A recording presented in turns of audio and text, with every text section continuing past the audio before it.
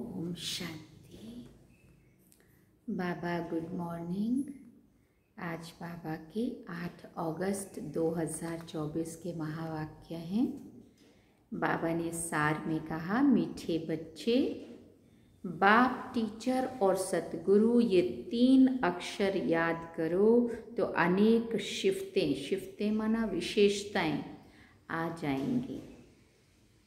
बाबा ने प्रश्न पूछा, किन बच्चों के हर कदम में पद्मों की कमाई जमा होती रहती है?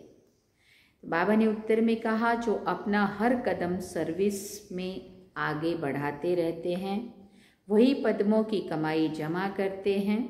अगर बाबा की सर्विस में कदम नहीं उठाएंगे तो पद्म कैसे मिलेंगे, कैसे पाएंगे?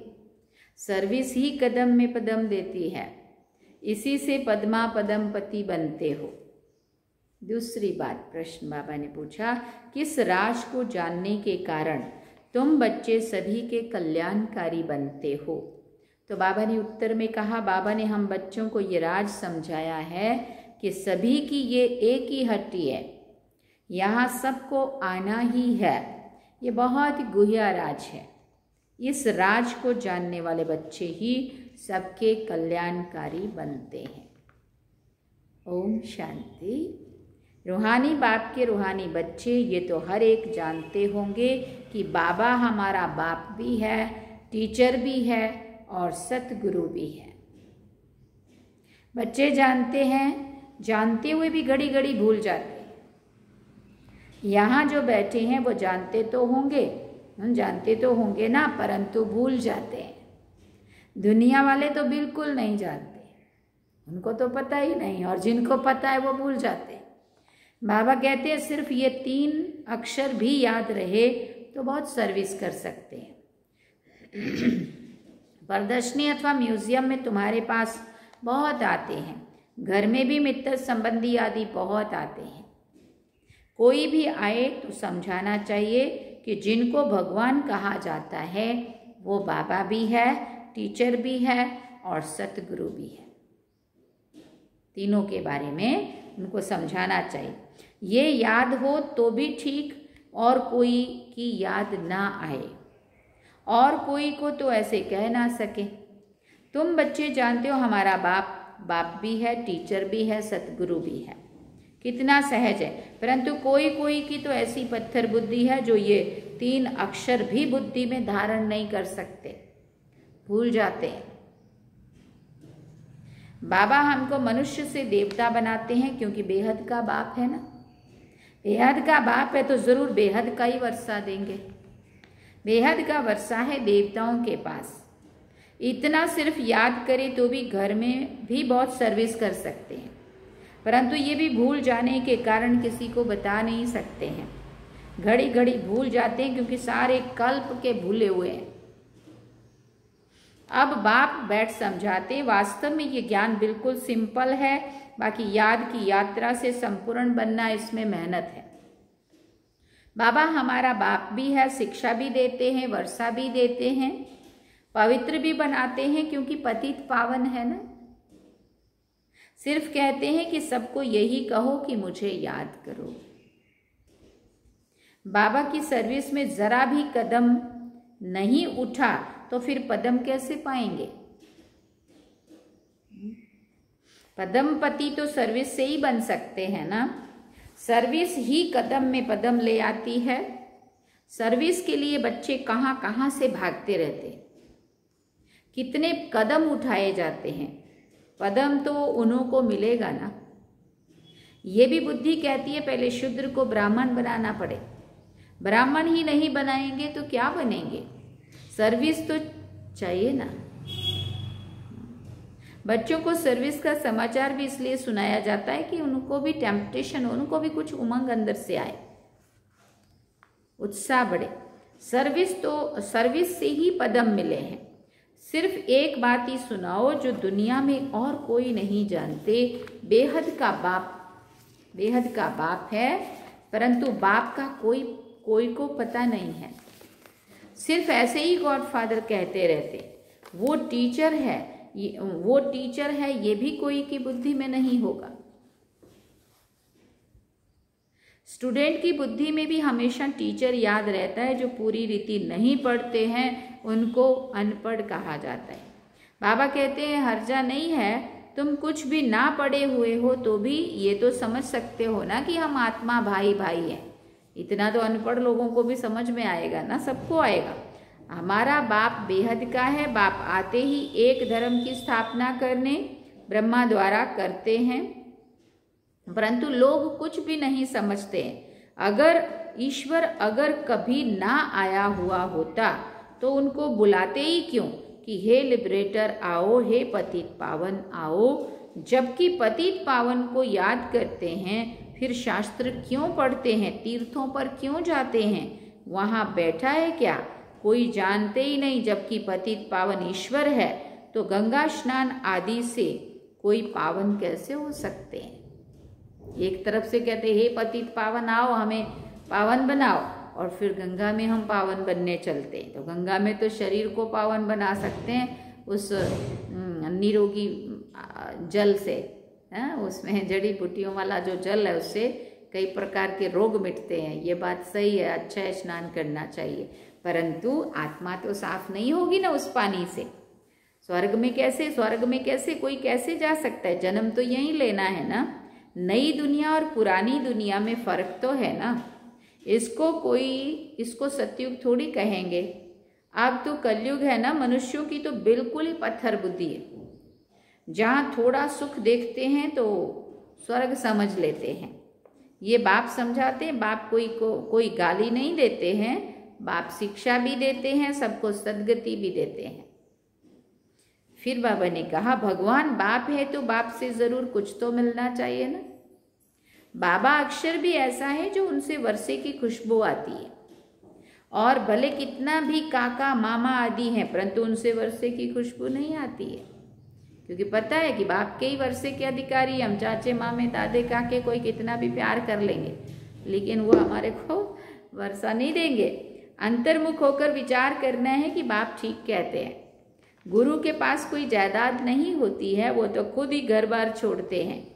तुमने सन्यास किया है विकारों का, वो तो खुद कह देते हैं हमने घर बार छोड़ा। तुम कहते हो हम सारी दुनिया के विकारों का सन्यास करते हैं, हम है बेहद के सन्यासी। नई दुनिया में जाना कितना सहज है। हम सन्यास करते हैं पुरानी सृष्टि तमो प्रधान दुनिया का। सतयुग है नई दुनिया, ये भी जानते हो कि नई दुनिया थी जरूर। सभी गाते हैं स्वर्ग कहा ही जाता है नई दुनिया को, परंतु वो लोग सिर्फ कहने मात्र कह देते हैं, समझ कुछ नहीं। तो बाप बच्चों को कहते हैं सिर्फ ये विचार करो बाबा हमारा बाप भी है, शिक्षक और सतगुरु भी है, सबको ले जाएंगे। अक्षर ही दो है, मन मना भाव, इसमें सब आ जाता है। परंतु ये भी भूल जाते हैं, पता नहीं बुद्धि में क्या क्या याद रहता है। नहीं तो रोज लिख कर दो कि इतना समय हम किस अवस्था में बैठे थे। तुम बैठे हो बाप टीचर गुरु के सामने, तो वही याद रहना चाहिए ना। स्टूडेंट को ही टीचर ही याद आएगा, आएगा ना, परंतु यहाँ माया है ना, एकदम माथा ही मूड लेती है, सारा राज्य भाग्य ही ले लेती है। तुमको पता नहीं पड़ता है, आए तो थे वर्षा लेने, परंतु मिला तो कुछ भी नहीं, मिलता तो कुछ भी नहीं, ऐसे ही कहेंगे ना। भले स्वर्ग में तो चलेंगे परंतु वो कोई बड़ी बात थोड़ी है। यहाँ आए हो भले परंतु पढ़े नहीं, फिर स्वर्ग में तो जाएंगे ना। यहाँ तो बैठे हैं ना, समझते हैं स्वर्ग जाना है, फिर क्या भी बने। वो तो पढ़ाई नहीं हुई ना, थोड़ा भी सुना तो उसका फल तो मिल जाएगा। पढ़ाई से तो बड़ी स्कॉलरशिप मिलती है। बाप से ऊंच पद पाना है तो पुरुषार्थ करना पड़े। पढ़ाई याद रहेगी तो 84 का चक्र भी याद आ जाएगा। यहाँ बैठने से सब याद आना चाहिए, परंतु ये भी याद आता नहीं है। अगर याद आए तो किसको सुनाएं भी, चित्र तो सबके पास हैं। शिव के चित्र पर कोई को सुनाएंगे तो कभी गुस्सा नहीं करेंगे। बोलो आओ तो हम आपको बताएं कि ये शिव बेहद का बाप है ना, इनके साथ आपका क्या संबंध है। ऐसे फालतू चित्र तो नहीं होगा ना। शिव के लिए जरूर कहेंगे ये भगवान है, भगवान तो निराकार ही होता है।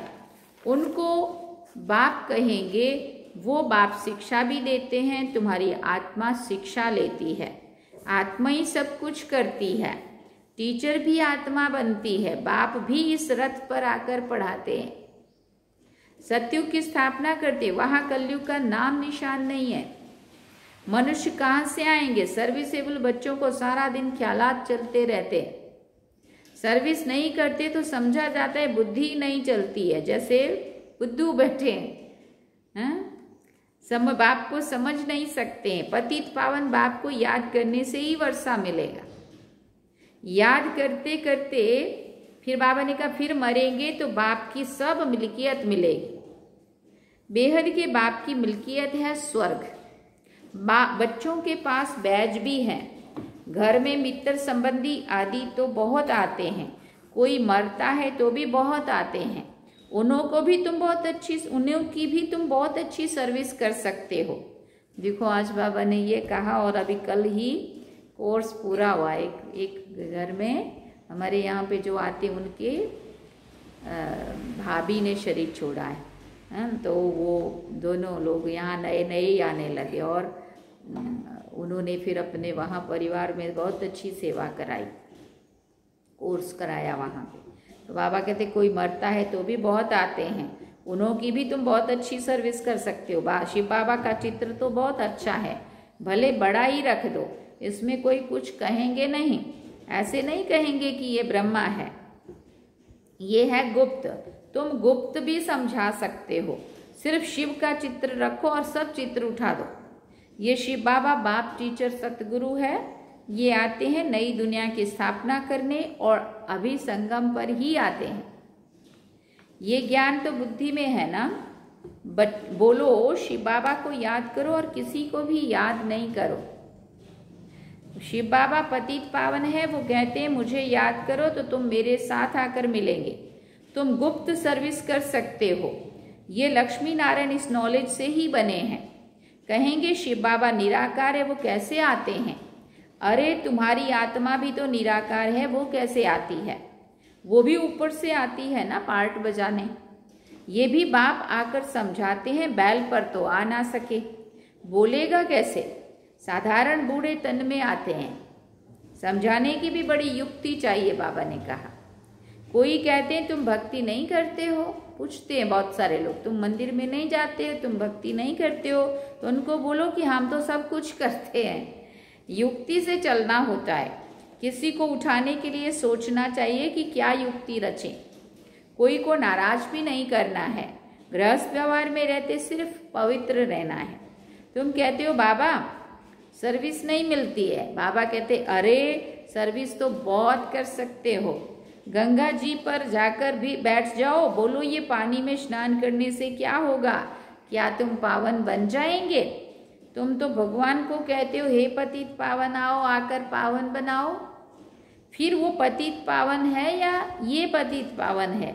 ऐसी नदियाँ तो ढेर हैं। बाप पतित पावन तो एक ही है, ये पानी की नदियाँ तो सदैव है ही है। बाप को तो पावन बनाने के लिए आना पड़ता है ना। आते भी हैं पुरुषोत्तम संगम युग पर, आकर पावन बनाते हैं। वहाँ कोई पतित होता नहीं है, नाम ही है स्वर्ग, नई दुनिया। अभी तो है पुरानी दुनिया। इस संगम युग का तुमको ही पता है और कोई समझ ना सके। बाप तो अनेक प्रकार की सर्विस की युक्तियां समझाते हैं, बुद्धू भी ना बनो। कहते हैं अमरनाथ पर भी कबूतर होते हैं, पिजन पैगाम पहुंचाते हैं। ऐसे नहीं, परमात्मा का पैगाम ऊपर से कबूतर लाएंगे। एक गीत गाते ना, कबूतर जा जा जा। वो एक गीत बना था पहले, तो वो संदेशा ले जाता था। लेकिन बाबा कहते हैं ऊपर से शिव बाबा का संदेशा थोड़ी वो कबूतर लाएंगे। ये भी सिखाते हैं, उनके पाँव में लिख कर बांधेंगे तो वो ले जाएगा। उनको सहज रीति दाना मिलता है तो और कहाँ भटकने की दरकार नहीं है। तुमको भी यहाँ दाना मिलता है, तुम्हारी बुद्धि में है विश्व की बादशाही जो यहाँ से ही मिलती है। वो फिर समझते हैं दाना यहाँ मिलता है तो फिर हिर जाते हैं। उनको आदत पड़ जाती है, फिर वो आते रहते हैं अपने आप से। तुम तो चैतन्य हो, तुमको अविनाशी ज्ञान रत्नों का दान मिलता है। शास्त्रों में भी चिड़ियाओं ने सागर को सुखाया, हप कर लिया, ऐसा लिखा हुआ है। बहुत कथाएं लिख दी है। मनुष्य कहेंगे सत, वरना सच में ऐसा हुआ। अब वो वाला सागर को कोई चिड़िया सुखा सकती है? सोच सकते हम, है ना। परंतु ये ज्ञान सागर की बात है जो बाबा ने कहा मेरे पास जो भी ज्ञान है सब मैंने तुम बच्चों को दे दिया। तो हम बच्चों ने सब वो बाबा का बताया हुआ ज्ञान सब हमने सुन लिया, ले लिया। इसलिए हम आत्माएं रूपी चिड़ियाओं ने शिव बाबा ज्ञान रूपी सागर को हप कर लिया। फिर कहते हैं सागर से देवता निकले, रत्नों की थालियां भरकर ले आए। अब सागर से देवता निकले माना शिव बाबा ने ये जो ज्ञान दिया उसके द्वारा ही तो हम देवता बने। तो अब सागर के अंदर से थोड़ी आए कोई, लेकिन सागर के अंदर से, ज्ञान सागर से वो ज्ञान निकला और उस ज्ञान से फिर हम लोगों को समझ में आया तो हम देवात्मा बने। कहेंगे सत। अब समुद्र से देवता कैसे निकलेंगे? फिर समुद्र मंथन हुआ, बताएंगे। समुद्र में मनुष्य व देवता रहते हैं क्या? कुछ भी समझते नहीं है, कैसी कैसी बातें कहते हैं। उसका अर्थ है कुछ भी जो भी कहा गया। अब सागर कहा तो वो ज्ञान सागर की बात थी। बाबा के सारे गुणों की तुलना ज्ञान से की गई है। अब सारे गुणों की तुलना सागर से की गई है। ये हर बात का सागर है। उन्होंने फिर वो वाला सागर समझ लिया। जन्म जन्मांतर झूठ ही झूठ पढ़ते सुनते रहते, इसलिए झूठी माया, झूठी काया, झूठा सब संसार कहते हैं। सच्चे और झूठे संसार में कितना रात और दिन का फर्क है। झूठ बोलते बोलते इंसॉल्वेंट बन पड़े, एकदम कौड़ी जैसे बन गए, बेसमझ बन गए। तुम कितना युक्ति से समझाते हो, फिर भी कोटों में कोई को ही बुद्धि में बैठता है। ये है बहुत सहज ज्ञान और सहज योग। बाप टीचर सतगुरु को याद करने से उनकी शिफ्तें भी बुद्धि में आ जाएंगी। अपनी जांच करनी चाहिए। हम सब बाबा को याद करते हैं, वह और तरफ बुद्धि जाती है, चेक करना चाहिए। तुम्हारी बुद्धि को भी समझ मिली है, कितनी मीठी मीठी बातें बाबा समझाते हैं, युक्तियां बताते। तुम कोई को भी बैठकर समझाएंगे तो तुम्हारे दुश्मन भी नहीं बनेंगे। शिव बाबा ही तुम्हारा बाप टीचर सतगुरु है, उनको याद करो। समझाने की युक्ति रचनी चाहिए। ब्रह्मा के चित्र पर बहुत पीछे पड़ते हैं, शिव का चित्र देखकर कभी उड़ाएंगे नहीं। अरे ये तो आत्माओं का बाप है ना, तो बाप को याद करो, इनसे बहुतों को फायदा हो सकता है। इनको याद करने से तुम पतित से पावन बन जाएंगे। वो सबका बाप है, एक बाप के सिवाय कोई की भी याद नहीं आनी चाहिए। और संग तोड़ एक संग जोड़ना है। ये है किसके कल्याण करने की युक्तियां। बाप को याद ही नहीं कर सकेंगे तो पावन कैसे बनेंगे। घर में भी तुम बहुत सर्विस कर सकते हो, बहुत मित्र संबंधी आदि तुमको मिलेंगे। भिन्न भिन्न युक्तियां रचो, बहुतों का कल्याण कर सकते हो। हट्टी तो ये एक ही है, और कोई हट्टी है नहीं तो जाएंगे कहाँ। इतना कह के बाबा ने कहा अच्छा, मीठे मीठे सिकेल दे बच्चों प्रति माता पिता बाप दादा का याद प्यार और गुड मॉर्निंग। रूहानी बाप की रूहानी बच्चों को नमस्ते। हम रूहानी बच्चों की रूहानी माता पिता बाप दादा को दिल व जान सिक व प्रेम से याद प्यार, गुड मॉर्निंग, नमस्ते, थैंक यू बाबा, शुक्रिया बाबा।